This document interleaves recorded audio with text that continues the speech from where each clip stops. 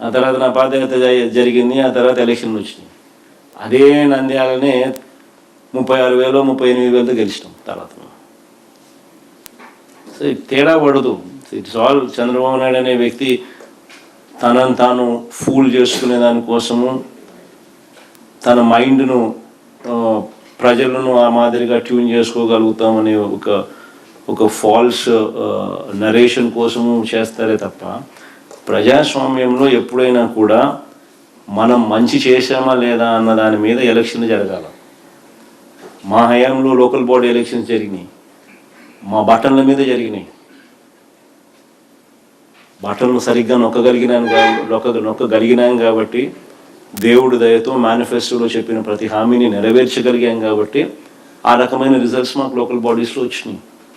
ఈ మాదిరిగా పోలీసులను పెట్టుకోవడము, బుల్డోజ్ చేయడము, ఇవన్నీ ప్రజాస్వామ్యంలో ఎప్పుడు మంచిగా చేయడం.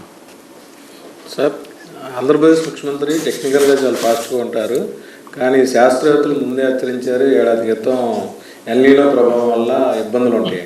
కానీ ఇప్పటికీ కృష్ణా డెల్టాలో వరి పంట కానీ అన్నీ కూడా ఇబ్బంది పడే పరిస్థితి. అదే చంద్రబాబు నాయుడు చాలా టెక్నికల్గా ఫాస్ట్గా ఉంటారు, కానీ శాస్త్రవేత్తలు ముందే హెచ్చరించిన వ్యవసాయ రంగం విషయంలో ఎందుకని అప్రమత్తంగా ఉండలేదు? ఈ కరువు పరిస్థితికి కారణం ఏంటి? అదే కదా నేను ఇంతసేపు సుదీర్ఘంగా నీకు వివరించాను. అదే కదా నేను అడుగుతా ఉన్నా. ఇంత నీకు ఎల్నీనో అని తెలుసు, డెఫిసిట్ అని తెలుసు, మరి డెఫిసిట్ అని తెలిసిన ఎల్నీనో అని తెలిసిన నువ్వు కంటింజెన్సీ ప్లాన్ అనేది ఎందుకు పెట్టలేదు అనేదిగా నేను సేపు ఆధారాలతో సహా నేను క్వశ్చన్ చేస్తా వచ్చింది.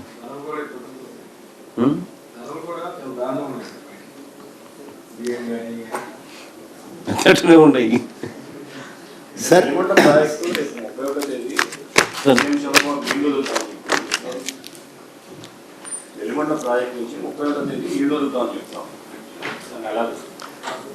వెలుగొండ ప్రాజెక్టులో ఆయన చేసింది ఏమిటి అనేది ఒకసారి హిస్టరీ ఒకసారి చూడాలి. ఒకసారి రాజశేఖర్ చేసింది ఎవరన్నంటే రాజశేఖర రెడ్డి గారు, తర్వాత జగన్మోహన్ రెడ్డి గారు. చంద్రబాబు నాయుడు ఏం చేసినాడు అనేది చంద్రబాబు నాయుడు ఆయనంతకు ఆయన క్వశ్చన్ చేసుకోవాలి. ఎవరెవరి హయాంలో టనల్ ఎంతెంత పూర్తయింది, ఎవరెవరి హయాంలో ఏ పర్సంటేజ్ ఆఫ్ టనల్ పూర్తయింది అని చెప్పి. చంద్రబాబు నాయుడు అనే వ్యక్తి క్రెడిట్ చోరీ తప్ప ఏదంటారు చూసినామో క్రెడిట్ వితౌట్ కాంట్రిబ్యూషన్ అంటే చంద్రబాబు నాయుడు దగ్గర నుంచి నేర్చుకోవాలి.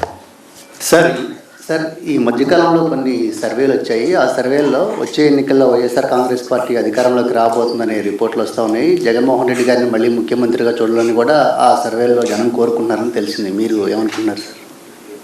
ఈ చంద్రబాబు నాయుడు గారి పాలన ఈ మాదిరిగా ఉంటే నిజంగా ఎవరైనా కానీ ఏ ఇంట్లో ఓట్లు పడతాయి రమేష్? ఎవరు ఓట్లు వేస్తారు? ఆ ఇంట్లో ఓట్లు పడతాయి చెప్పు.